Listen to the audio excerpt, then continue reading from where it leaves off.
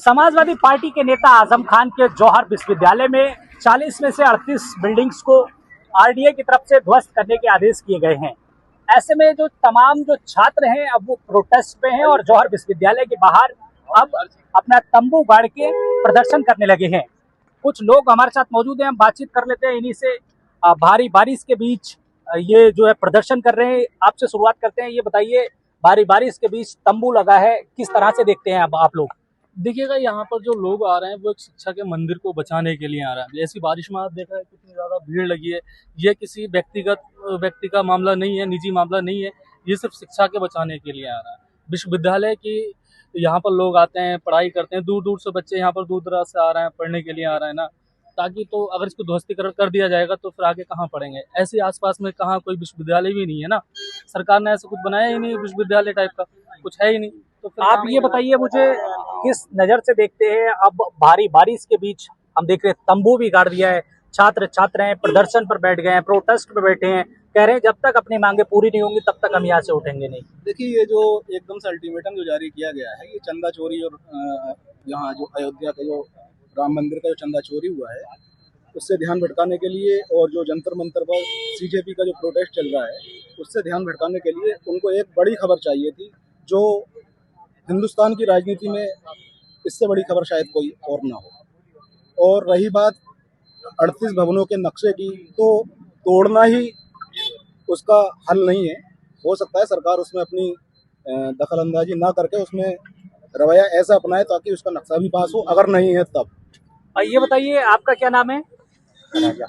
राजा भाई, आप लोग लगातार प्रोटेस्ट कर रहे हैं, हम भी देख रहे हैं। अब छात्र छात्राएं भी विश्वविद्यालय के दरवाजे के बाहर तंबू गाड़ के बारिश के बीच प्रोटेस्ट करने के लिए अब मजबूर हो गए।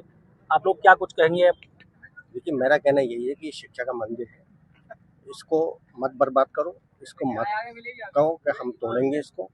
जहाँ तक नक्शे की बात है, तो नक्शा तो मैं कह रहा हूँ जितनी सरकारी इमारतें हैं सबके देख लो, उठा के सबको बिल्डोजर चला दो और सबको पूरा खंडल कर दो।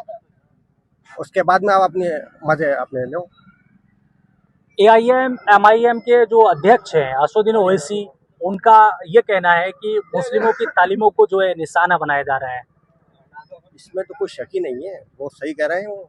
और है क्या इस भाजपा के अंदर कि हिंदू मुस्लिम करे जाओ और सरकार बनाए जाओ और गद्दी पे बैठे रहो, मगर ऐसा इंशाल्लाह नहीं होगा। सब लोग सड़कों पे हैं और इंशाल्लाह शिक्षा का मंत्री को कुछ नहीं होगा।